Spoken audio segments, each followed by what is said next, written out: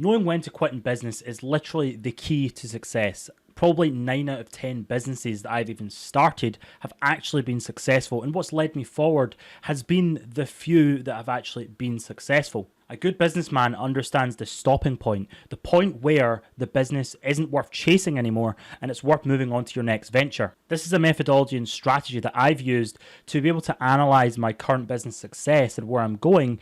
And I wish I'd known this, because I'm going to tell you about a story of a business that I actually lost over £20,000 on because I didn't understand this one key thing. So before we get into the story, I want to introduce you to a concept called product market fit.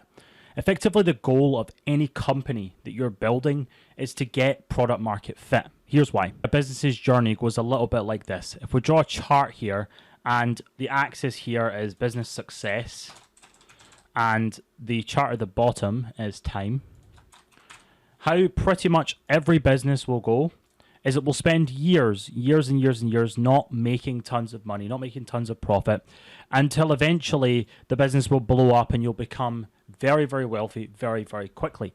Now, the reason why most people fail is that they're not willing to go through this slog, okay? And this slog is generally a process of finding product market fit. Now, if I draw a house here, and underneath every single house is foundations, okay? There's pillars that are whacked into the ground which hold that property up. Now, let's say every house needs, 5 of these different pillars. These pillars are the same things in your business. So you've got maybe the marketing pillar, you've maybe got the operations pillar. So there's all these different pillars, okay? And when I start a business off, the pillars either aren't there or they're very weak. And effectively, for this house to stand the test of time and to be scaled and built upwards into a skyscraper, you need to have all of these initial pillars in place and built in the right way in order for that to work. Now, this is a very basic concept, but effectively the reason why this matters so much is because, typically speaking, in a business, it's a tick box thing to get product market fit.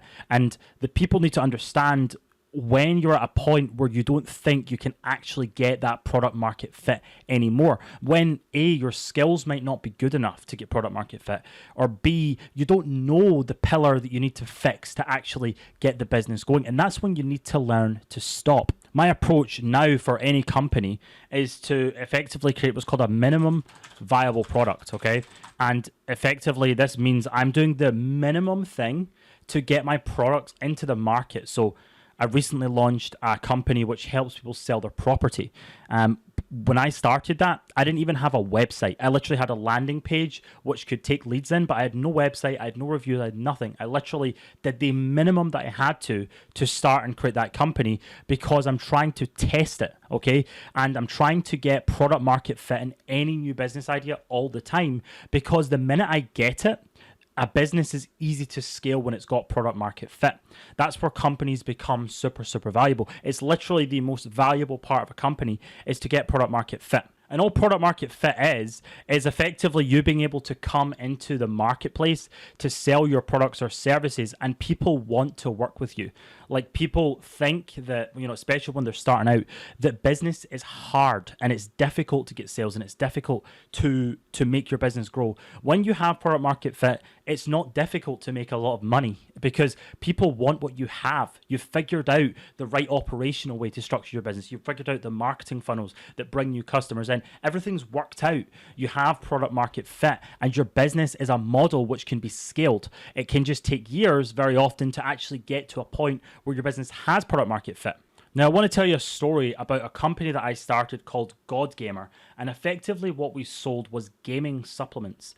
I created an e-commerce store. I'm a very passionate gamer myself, and I had this idea to launch supplements, mental nootropics. It was a trending market at the time, and I was going to sell this to the gaming audience, and there wasn't really many other people actually doing this. So effectively what I did is I spent tens of thousands of pounds designing a product, getting the product made, getting it into a warehouse, and then I went and subsequently spent probably £5,000 on advertising.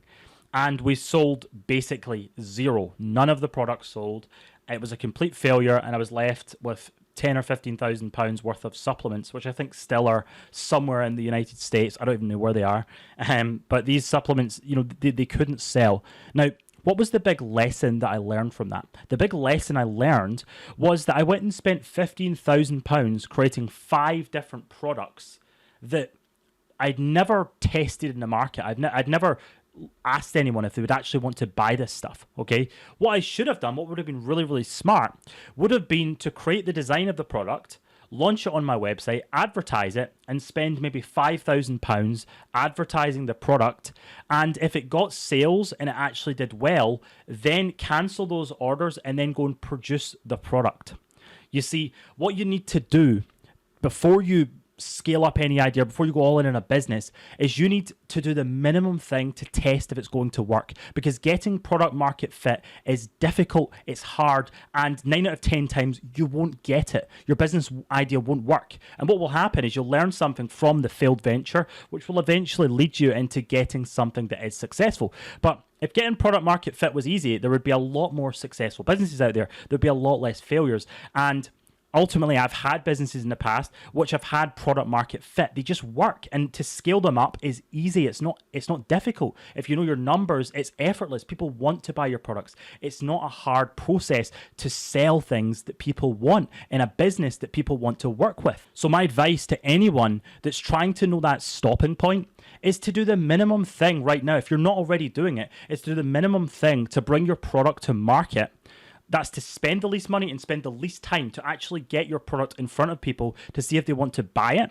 And if they can't buy it, work out why they didn't buy it, work on those things. And if you get to a point where you feel like, I don't know what to do next, or what's next is going to be too expensive, which was the example of my God Gamer supplements at the time. The reason why I didn't change the model was because I basically had to transition the whole business, I felt, into a business that sold powders for drinks rather than pills. And the reason I didn't want to do that is because I felt at the time that I had to go and create the powders and drinks and spend another £15,000 in stock, which was actually wrong.